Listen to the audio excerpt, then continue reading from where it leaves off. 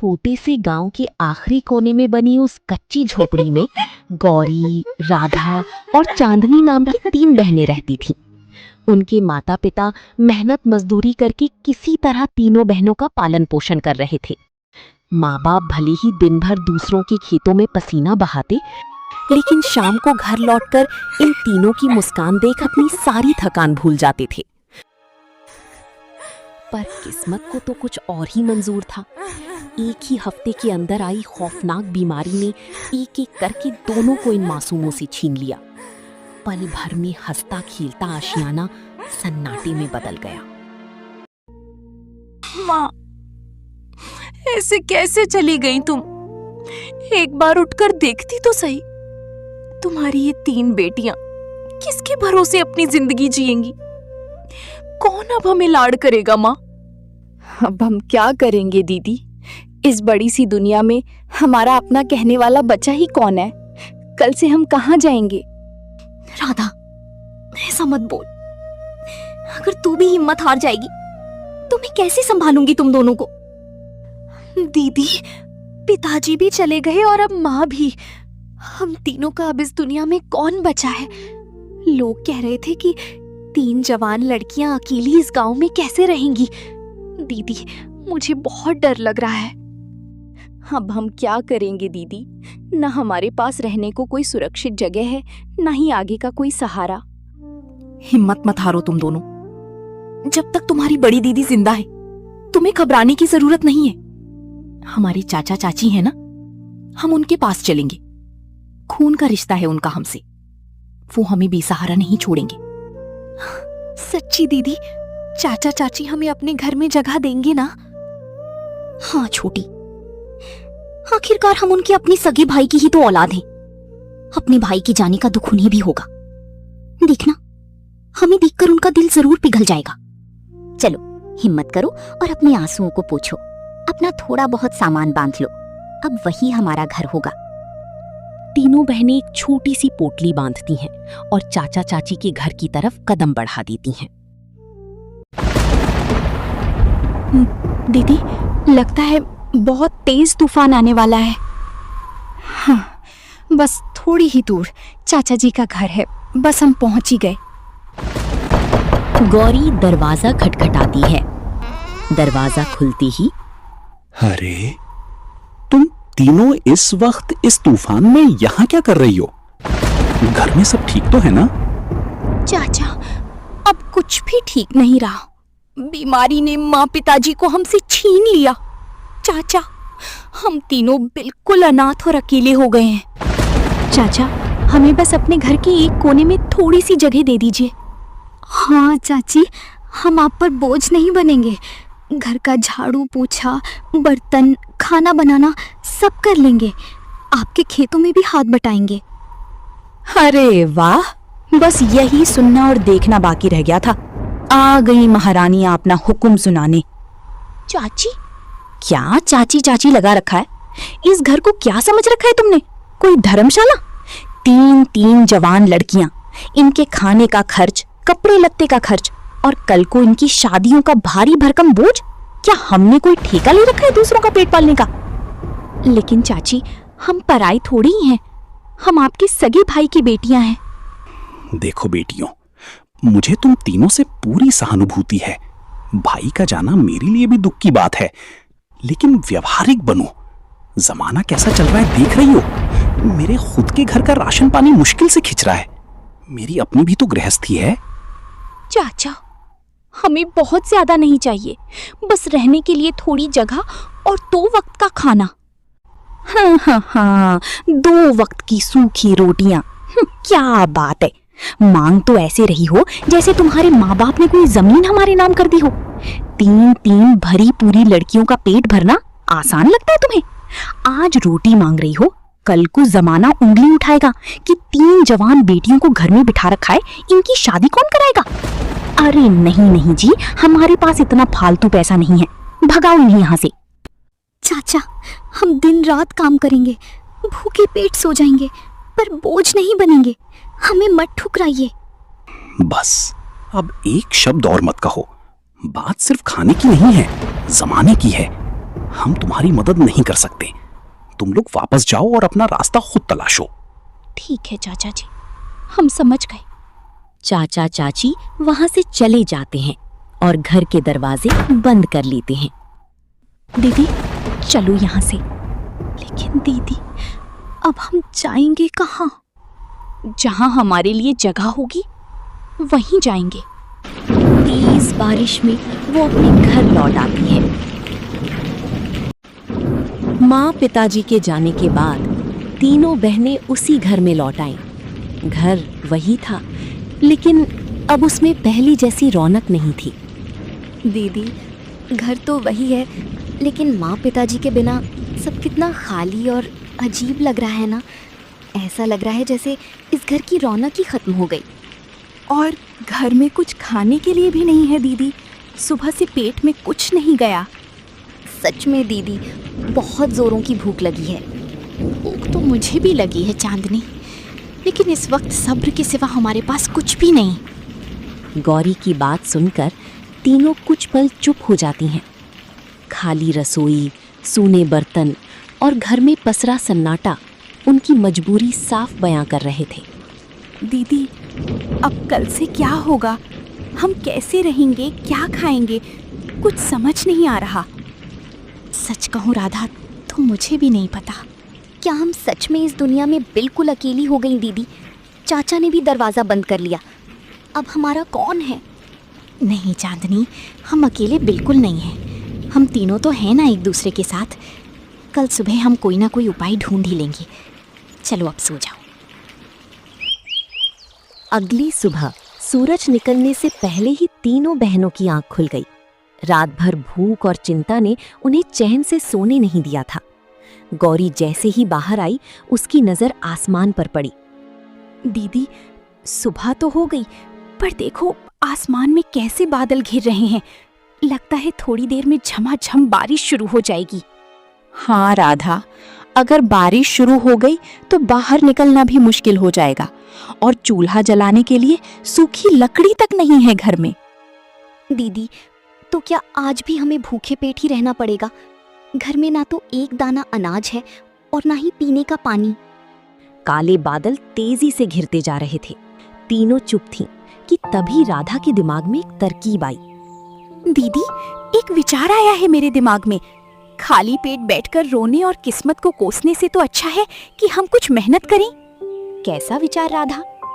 चलो हम तीनों पास वाले जंगल चलते हैं। जंगल में सूखी लकड़ियां भी मिल जाएंगी और इस मौसम में मीठे जंगली फल और कंदमूल भी मिल जाएंगे। अगर थोड़ा सा भी कुछ मिल गया तो आज का गुजारा आराम से हो जाएगा। वाह राधा दीदी, ये तो बहुत अच्छा विचार है। मैं नदी से पीने के लिए साफ पानी भर कर ले आऊंगी और फल ढूंढने में आपकी मदद भी करूंगी। बात तो सही है, घर बैठने से पेट नहीं भरेगा। ठीक है, तुम दोनों फल और कंदमूल जमा करना और मैं खाना पकाने के लिए सूखी लकड़ियां काट लूंगी। तीनों ने जंगल जाने का फैसला तो कर लिया, लेकिन तभी आसमान में तेज गड़गड़ाहट हुई। लेकिन दीदी अगर हमारी लौटते लौटते तेज बारिश शुरू हो गई तो हम ज्यादा देर नहीं रुकेंगे। जितनी जल्दी हो सके काम निपटाकर झटपट घर लौट आएंगे। हाँ चलो फिर देर मत करो, बारिश आने से पहले ही हमें काम खत्म करके वापस आना है। नई उम्मीद के साथ गौरी ने कुल्हाड़ी उठाई, राधा ने अपनी टोकरी संभाली और चांदनी पानी का मटका लेकर उनके साथ चल पड़ी। तीनों बहनें बारिश से पहले कुछ खाने और लकड़ियों का इंतजाम करने की उम्मीद में जंगल की ओर बढ़ गईं। तीनों बहनें जंगल में आगे जाती हैं कि तभी दीदी ये देखो, यहाँ कितना साफ पानी है। बढ़िया है, तुम झटपट मटका भर लो। मुझे उधर कुछ मीठे जंगली फल भी दिख रहे हैं, मैं लेकर आती हूँ। राधा दीदी झाड़ियों में ज्यादा दूर मत जाना। जी माँ जी, आपकी आज्ञा का पालन होगा। मैं क्या माँ जैसी लगती हूँ? माँ तो नहीं, पर जिद करने में किसी छोटी बच्ची से कम भी नहीं हो। मैं बच्ची नहीं हूँ समझे, मैं इस घर का सबसे जरूरी काम करती हूँ। अच्छा, ऐसा कौन सा जरूरी काम करती हो तुम? आप दोनों को परेशान करने का काम। तीनों खिलखिलाकर हंस पड़ती हैं। तभी अचानक बिजली चमकती है, आसमान में तेज गड़गड़ाहट होती है। अरे बाप रे, लगता है मूसलाधार बारिश बस शुरू ही होने वाली है। राधा, चांदनी, जल्दी से मटका भरो और फल लो, हमें फौरन निकलना होगा। चांदनी पानी भरती है, राधा फल तोड़ती है और गौरी कुछ सूखी लकड़ियां इकट्ठा करती है।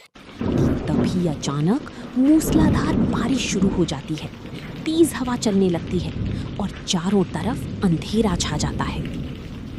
दीदी, अब घर कैसे जाएंगे?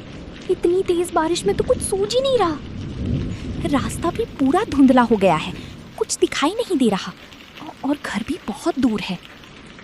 घबराओ मत, पहले सिर छुपाने की कोई जगह ढूंढते हैं, चलो। तीनों बहनें घबराई हुई आगे बढ़ती हैं कि तभी दीदी, वो देखो, उधर पहाड़ के नीचे कुछ दिख रहा है। हाँ दीदी, वो तो कोई गुफा जैसी जगह है। चलो उधर भागो जल्दी। तीनों भीगती हुई गुफा की तरफ दौड़ पड़ती हैं। दीदी, यहाँ तो बाहर से भी ज्यादा डर लग रहा है। ये बारिश कब रुकेगी? पता नहीं चांदनी, इस तूफान को देखकर तो लगता है आज पूरी रात यहीं गुजारनी पड़ेगी। रात तो जैसे तैसे कट जाएगी, पर इस भूख का क्या? कल शाम से पेट में दाना नहीं गया है। अरे दीदी, मैं एक बात बताना तो भूल ही गई। जब हम चाचा के घर से निकल रहे थे तो चाची के हाथ से गुस्से में बेसन का एक छोटा पैकेट नीचे गिर गया था। आते समय मैंने उसे चुपके से अपनी पोटली में रख लिया था। सच में राधा दीदी? पर यहाँ इस जंगल की गुफा में हम इस बेसन का करेंगे क्या? हमारे पास तो खाना पकाने का सामान भी नहीं है। चलो अंदर चलकर देखते हैं। तीनों बहनें गुफा में आगे बढ़ जाती हैं। तभी अरे ये रोशनी कैसी है? शायद उधर कोने में कुछ चमक रहा है। दीदी, चांदनी, वहां तो देखो। दोनों चौंक कर पीछे देखती हैं। गुफा के एक कोने में जलते हुए दिए की रोशनी बिखर रही होती है। जब उन्होंने पास जाकर देखा तो वहां एक कढ़ाई और कुछ खाना बनाने का सामान भी रखा था। ये क्या है? इतनी सुनसान गुफा में चूल्हा और कढ़ाई? अजीब बात है। शायद यहाँ कोई साधु संत तपस्या करते हों। अरे दीदी, इन सब बातों को छोड़ो और यहाँ देखो, चूल्हा भी है, कढ़ाई भी है, तेल भी है और हमारे पास बेसन भी। क्यों ना हम यहीं पर गर्मा गर्म पकौड़े बना लें?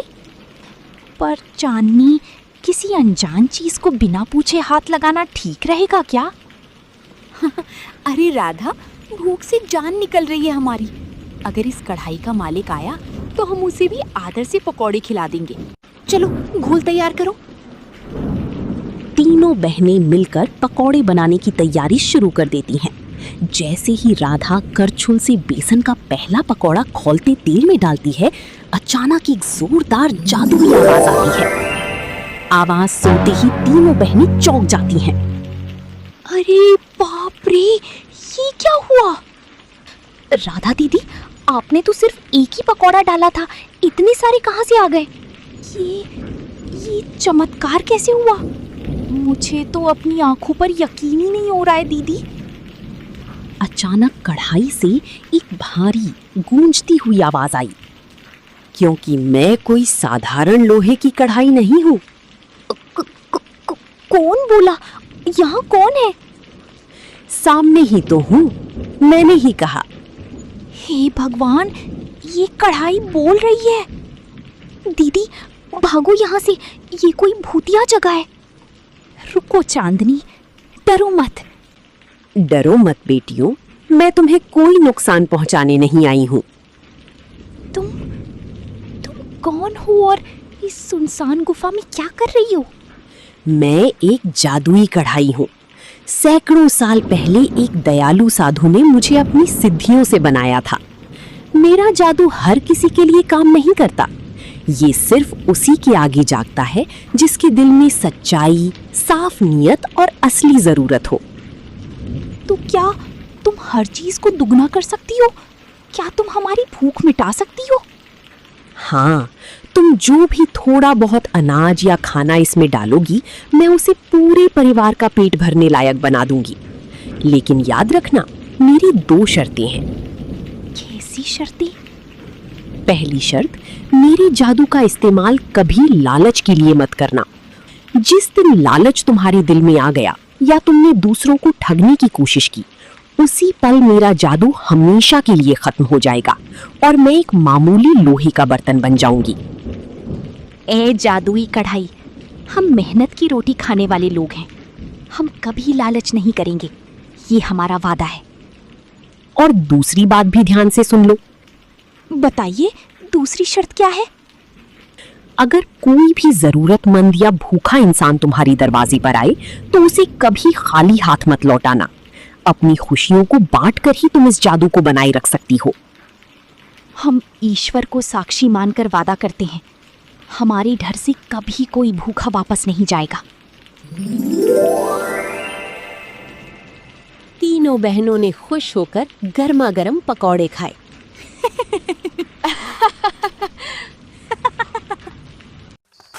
फिर बारिश रुकने के बाद तीनों कढ़ाई लेकर घर चली आई। दीदी, क्या सच में हम इसे घर ले आए हैं? हाँ, लेकिन याद है कढ़ाई ने क्या कहा था?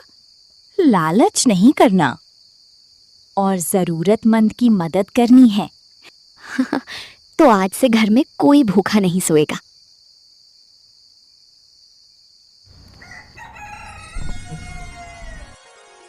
अगले दिन सुबह गौरी जादुई कढ़ाई में एक मुट्ठी चावल डाल देती है।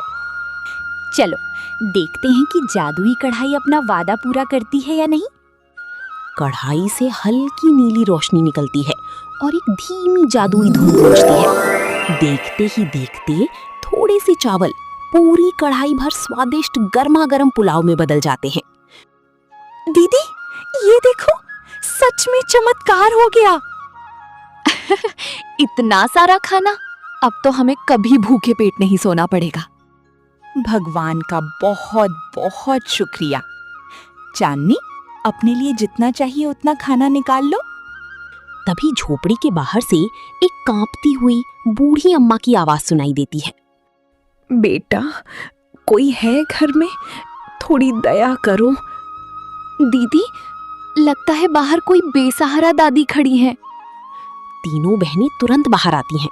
दरवाजे पर लाठी के सहारे एक बुजुर्ग महिला कांपती हुई खड़ी हैं। बेटा, कल सुबह से पेट में एक दाना नहीं गया है। क्या थोड़ा सा पानी या सूखी रोटी हो तो दे दो इस बुढ़िया को। दादी, आप बाहर क्यों खड़ी हैं? अंदर आइए ना। नहीं नहीं बेटी, तुम लोग खुद बेसहारा हो। मैं तुम्हारा खाना नहीं छीनना चाहती। नहीं दादी, ऐसा मत बोलिए। आप हमारा खाना नहीं छीन रही हैं। हम तो बस अपना खाना आपके साथ बांट रहे हैं। हाँ दादी, और आज तो हमारे पास इतना खाना है कि आप चाही तो 2 नहीं 3 बार भरपेट खा सकती हैं। दादी, अंदर आइए ना। दादी भर पेट खाना खाती हैं और तीनों बहनों को खूब आशीर्वाद देती हैं। दादी की आंखों में खुशी के आंसू आ जाते हैं। बेटियों, इस बेरहम दुनिया में जहाँ अपने भी ठुकरा देते हैं, वहाँ तुम जैसी दयालु बेटियां भी हैं। भगवान तुम्हारा भला करे, तुम्हारी रसोई हमेशा अन्न से भरी रहे। इतना कहकर बूढ़ी अम्मा वहां से चली जाती हैं। धीरे धीरे तीनों बहनें गांव के जरूरतमंद लोगों की मदद करने लगती हैं।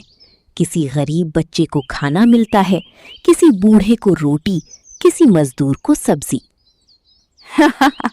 दीदी, आज फिर कढ़ाई ने खाना 2 गुना कर दिया, क्योंकि हम इसे अपने लिए नहीं, जरूरतमंदों के लिए इस्तेमाल करते हैं। मुझे लगता है माँ पिताजी कहीं से हमें देख रहे होंगे। हाँ, और आज वो हम पर गर्व कर रहे होंगे।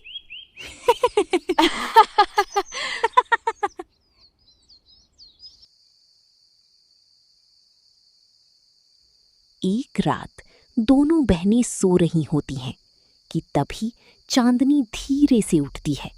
वो चुपचाप बिना आवाज किए घर से बाहर निकलती है। गांव के बाहर एक पुराने पेड़ के पास मोहन उसका इंतजार कर रहा होता है। चांदनी, तुम भी ना कितनी देर कर देती हो। कब से मैं तुम्हारा यहाँ इंतजार कर रहा हूँ। धीरे बोलो, कोई सुन लेगा। अरे दीदी जाग रही थी तो थोड़ी देर हो गई। इतनी रात में तुम रोज चोरी छिपे क्यों आती हो? मैं क्या करूं, अगर दीदी को ये सब पता चला तो वो परेशान हो जाएंगी। चांदनी, मैं तुमसे शादी करना चाहता हूँ। मैं भी चाहती हूँ। तो फिर अपनी बहनों से बात करो। अभी नहीं, पहले गौरी दीदी की शादी होगी, उसके बाद राधा दीदी की, फिर मैं अपनी शादी के बारे में सोचूंगी। लेकिन इसमें तो कई साल लग जाएंगे। तो लगने दो। एक बात पूछूं, तुम्हारे घर का खर्च कैसे चलता है? तुम्हारे तो माँ पिताजी भी नहीं है, तुम तीनों बहनें कैसे अपना घर चलाते हो? चांदनी थोड़ी देर चुप रह जाती है। वो मोहन, छोड़ो ये सब बातें। ऐसा क्या है जो तुम मुझसे छिपा रही हो? मैं तुम्हारा अपना हूं, मुझे भी नहीं बताओगी? चांदनी ना चाहते हुए भी आखिरकार जादुई कढ़ाई की पूरी बात मोहन को बता देती है। क्या?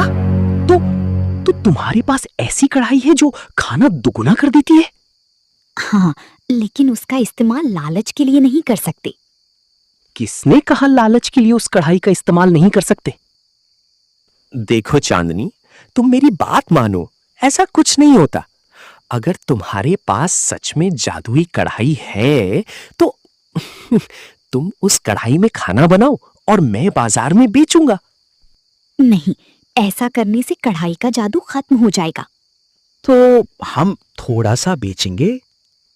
नहीं। तुम अपनी बहनों की शादी चाहती हो ना? चांदनी चुप हो जाती है। तो बस अब ज्यादा मत सोचो। अगर हम पैसे कमाएंगे तो तुम्हारी बहनों की शादी धूमधाम से होगी, फिर हमारी शादी भी हो जाएगी। लेकिन वेकिन छोड़ो, पहले ये बताओ कि तुम मुझसे प्यार करती हो या नहीं? चांदनी उदास मन से मोहन की तरफ देखती है। अगर करती हो तो फिर मेरे लिए इतना भी नहीं कर सकती? कल वो कढ़ाई लेकर आना। चांदनी वहां से चली जाती है और घर जाकर चुपचाप अपनी बहनों के पास सो जाती है। पूरी रात सोच सोचकर उसे नींद नहीं आती।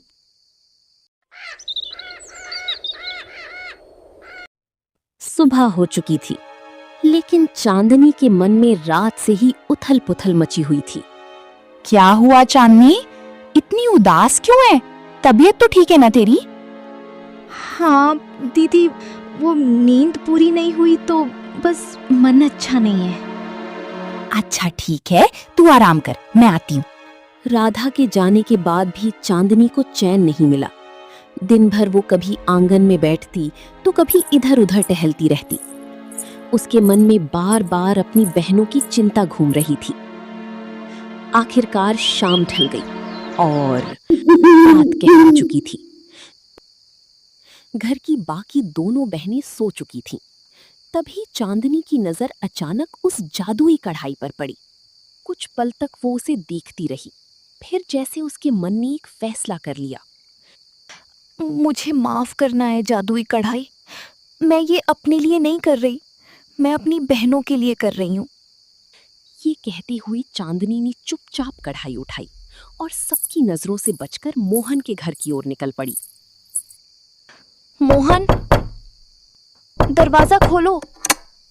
चांदनी, तुम कढ़ाई ले आई, अब देखना हम बहुत पैसे कमाएंगे।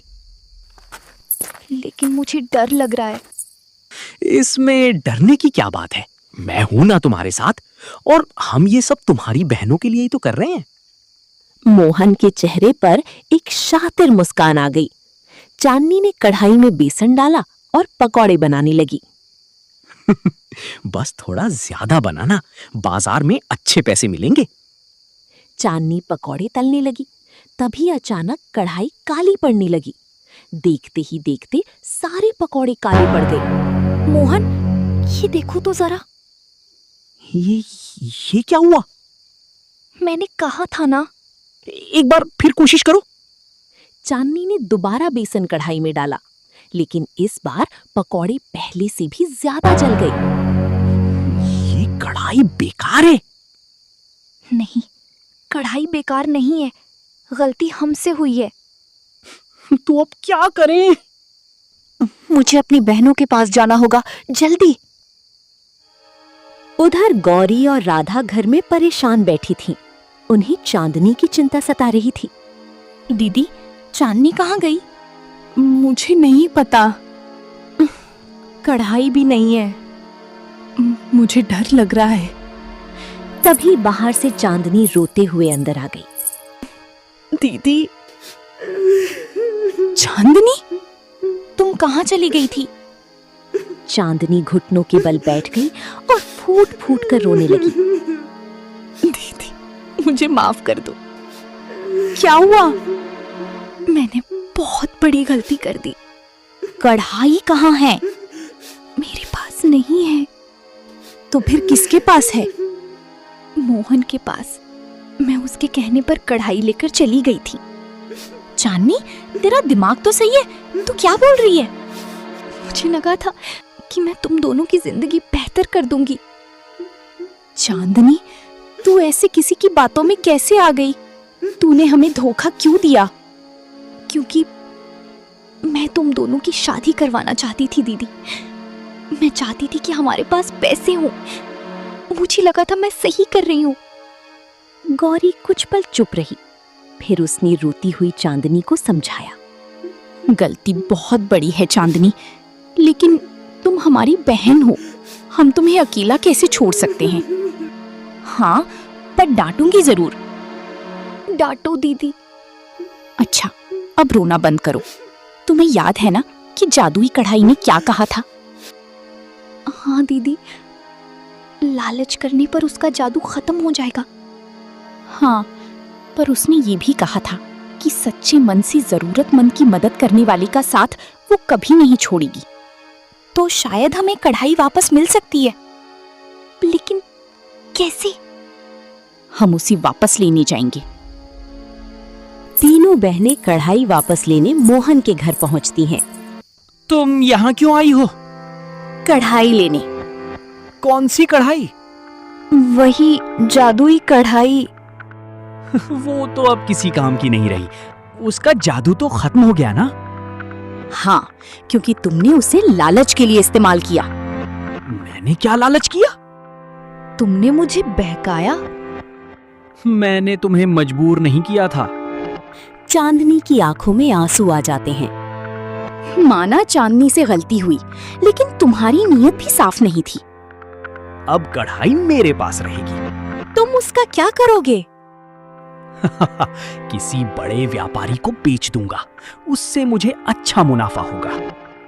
तुम कढ़ाई बेच सकते हो, लेकिन उसका जादू नहीं। ये जादू वादू कुछ नहीं होता। मोहन जैसे ही कढ़ाई को हाथ लगाता है, उसमें से अचानक काला धुआं निकलने लगता है। मोहन डरकर पीछे हट जाता है। तभी कढ़ाई से एक रहस्यमयी आवाज गूंजती है। लालच से कमाया हुआ धन कभी किसी को सुख नहीं देता। तुम बोल कैसे रही हो? क्योंकि तुमने मुझे अपनी चीज समझ लिया, जबकि मैं केवल उस घर की हूँ जहाँ दया और सच्चाई रहती है। कढ़ाई धीरे धीरे चमकने लगती है और खुद ब खुद गौरी के सामने आ जाती है। हमने तुम्हें खो दिया था, लेकिन अब समझ आया कि असली जादू कढ़ाई में नहीं था। फिर कहाँ था दीदी? हम तीनों के एक दूसरे के लिए प्यार में। कढ़ाई ने बस हमारी मदद की, लेकिन अगर हम एक दूसरे का साथ छोड़ देते तो ये कढ़ाई भी हमें नहीं बचा सकती थी। कढ़ाई की चमक और तेज हो जाती है। यही सच्चाई है। याद रखिए, लालच से पाया हुआ धन कभी टिकता नहीं, लेकिन प्यार और सच्चाई से बनाया रिश्ता जिंदगी भर साथ रहता है।